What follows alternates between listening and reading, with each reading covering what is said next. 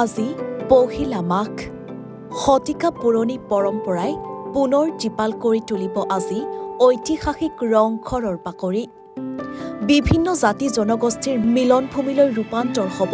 ৰংঘৰৰ বাকৰি আহোম যুগীয়া পৰম্পৰা অক্ষুণ্ণ ৰাখি বিভিন্ন জাতি জনগোষ্ঠীয় নৃত্যই উদযাপিত হ'ব পহিলা মাঘৰ দিনটো পহিলা মাঘৰ দিনটোত টাইপাৰ শিৱসাগৰ জিলা সমিতিৰ উদ্যোগত পঞ্চদশ ৰংপুৰ মেলা আৰু শীতকালীন উৎসৱ উদযাপন কৰা হৈছে উল্লেখ্য যে আহোম ৰাজত্বৰ কালৰে পৰা এছিয়াৰ প্ৰথমটো পেভিলিয়ন শিৱসাগৰ ঐতিহাসিক ৰংঘৰৰ বাকৰিত ৰাজকীয় মৰ্যাদাৰে উদযাপিত হৈ আহিছে মাঘ বিহু দিনজোৰা কাৰ্যসূচীৰে আৰম্ভ হৈছে ৰংপুৰ মেলা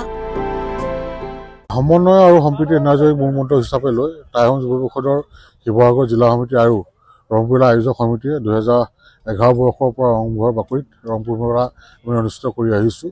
এই বছৰ 10 জানুৱাৰীৰ পৰা 15 জানুৱাৰীলৈ 6 দিনীয়া কাৰ্যসূচী আমি ৰংঘৰৰ বাকৰি ৰংপুৰ আয়োজন কৰিছোঁ 10 তাৰিখৰ পৰা এখন খুব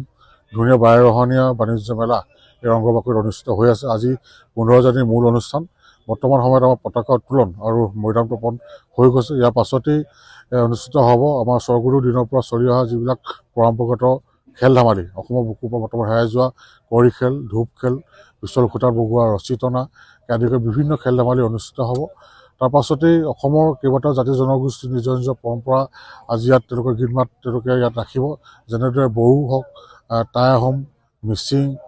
আদিকৈ বিভিন্ন জাতি জনগোষ্ঠী তেওঁলোকৰ নৃত্য ইয়াত প্ৰদৰ্শন কৰিব ইয়াৰ পাছতে আমি ৰংঘৰ বাকৰিত প্ৰত্যেক বছৰে ৰংপুৰ মেলাৰ লগত সংগতি ৰাখি এখন চেমুন নামেৰে এখন স্মৃতিগত আমি প্ৰকাশ কৰি আহিছোঁ এই বছৰো এখন আমাৰ উন্মোচন কৰিব আমাৰ গড়গাঁও মহাবিদ্যালয়ৰ অধ্যক্ষ ডক্টৰ সমাজজ্যোতি মহন্ত ছাৰে এখন উন্মোচন কৰিব আৰু তাৰপাছত ঠিক সন্ধিয়া 5 বজাৰ লগে লগে অসমৰ কেইবাজনো বিশিষ্ট কণ্ঠশিল্পী যেনেদৰে আমাৰ কৃষ্ণমণি চেতিয়া ঋষি বৰুৱা জোনাক ৰিচা বৰদলৈকে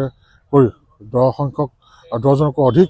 কণ্ঠশিল্পী আজি ইয়াত গীত পৰিৱেশন কৰিব আমি এই চেগতে শিৱসাগৰৰ লগতে অসমবাসী ৰাইজক আমি ৰংপুৰ মেলালৈ আমন্ত্ৰণ জনাইছোঁ আৰু পঞ্চদশ ৰংপুৰ মেলা সফল ৰূপায়ণৰ বাবে আহ্বান জনাইছোঁ